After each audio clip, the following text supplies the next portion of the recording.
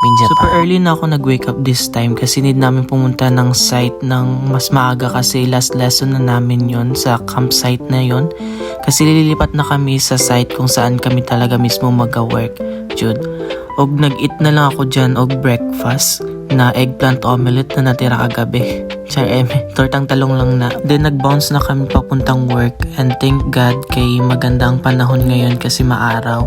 We just ride a bike as usual para makapadto sa site. Since 30 minutes ride lang naman from house, nakarating na din kami sa site. Then after noon, pumasok na din kami sa loob para makapag-BS kasi need na namin mag-uniform kasi nga magli-lesson na kami since last day na nga ngayon sa site na to. Ano na lang anong kulay ng uniform ang same dyan sa Pilipinas. Then unting silip lang din sa salamin. Di ko din alam kung why I do that po.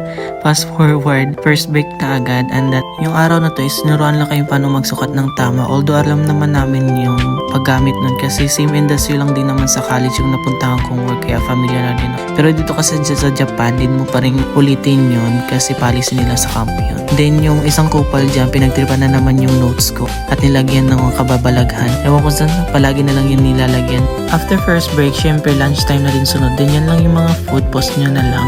Then ito yung mga kinuha kong food for today. It's yung chicken yun tsaka meat eh.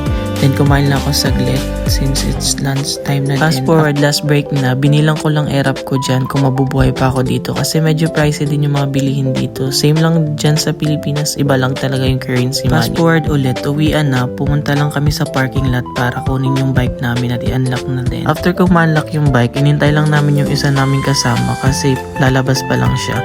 Then after nyan, nakarating na din siya sa parking lot. Then nag-bounce na din kami papuntang bahay. After ilang minutes na ride, nasa bahay na din. Then umakyat na din ako sa taas since nasa second floor yung room namin. Then unting pahinga lang din kasi malalakad na naman din ako mamaya. Then naglinis na lang din ako sa gilid. Kasi yung room ko is merong tatami kaya need nang ilinis everyday. Then lumakad na lang din ako paalis. Ako lang mag-isa papuntang store kasi may bibili na akong lotion since summer na din dito kaya tag-init na. Kaya need ko din bumili ng lotion kasi magbitak-bitak na naman yung skin. Then after no, nakarating na ako. Kaso nga lang wala yung hinahanap kong lotion. Nakailang ikot na din ako dyan sa store na yan. Then nag-bounce na din ako papunta sa Don Quixote kung saan meron din mga bilihan doon. Kasi marami din mga bilihang mura doon na mga lotion.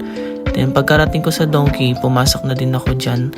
Then pumunta ako doon sa may designated area kung nasaan yung mga lotion. Kaso nga lang wala din lotion dyan kaya ang binili ko na lang is yung sabong panlaba kasi maglalaba din ako mamaya. Then after nun, umalis na din ako pagkatapos ko magbayad papuntang bahay. Mata ni Minasang.